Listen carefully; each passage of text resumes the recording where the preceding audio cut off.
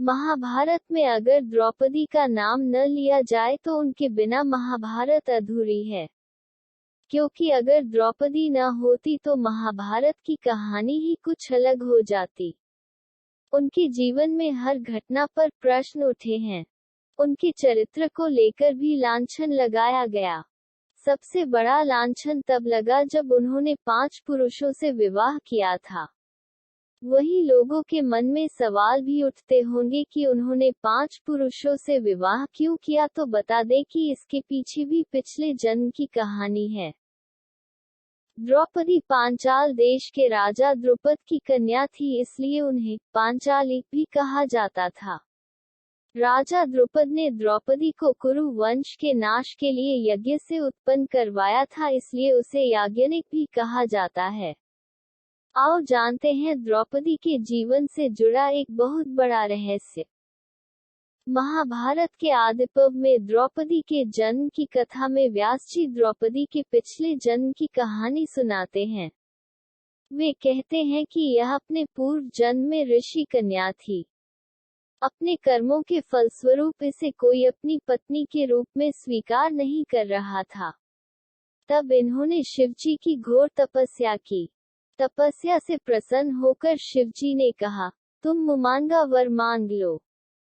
तब उस कन्या ने कहा, मैं सर्वगुण युक्त पति चाहती हूँ।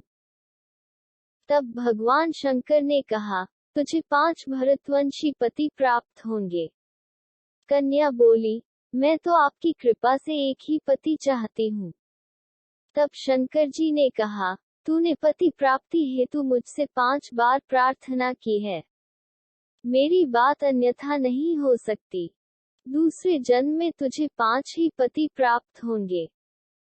महाभारत से इतर एक अन्य कथा के अनुसार द्रौपदी के 5 पति थे, लेकिन वो अधिकतम 14 पतियों की पत्नी भी बन सकती थी। इसका कारण द्रौपदी के पूर्व जन्म में छिपा था। पूर्व जन्म में द्रौपदी राजा नल और उनकी पत्नी दमयंती की पुत्री थी। उस जन्म में द्रौपदी का नाम नलिनी था। नलिनी ने भगवान शिव से आशीर्वाद पाने के लिए कड़ी तपस्या की। भगवान शिव जब प्रसन्न होकर प्रकट हुए तो नलिनी ने उनसे आशीर्वाद मांगा कि अगले जन्म में उसे 14 इच्छित गुणों वाला पति मिले। यद्यपि भगवान शिव नलिनी की तपस्या से प्रसन्न थे, परंतु उन्होंने उसे समझाया कि इन 14 गुणों का एक व्यक्ति में होना असंभव है। किंतु जब नलिनी अपनी जिद पर अड़ी रही तो भगवान शिव ने उसकी इच्छा पूर्ण होने का वरदान दे दिया। इस वरदान में अधिकतम 14 पति होना और प्रतिदिन सुबह स्नान के बाद पुनः कुंवारी होना भी शामिल था। इस प्रकार द्रौपदी भी पंचकन्या में एक बन गई। नलिनी का पुनर्जन्म द्रौपदी के रूप में हुआ। द्रौपदी के इच्छित 14 गुण 5 पांडवों में थे। युधिष्ठिर धर्म के ज्ञानी थे। भीम 1000 हाथियों की शक्ति से पूर्ण थे। अर्जुन अद्भुत योद्धा और वीर पुरुष थे। सहदेव उत्कृष्ट ज्ञानी थे व नकुल कामदेव के समान सुंदर थे।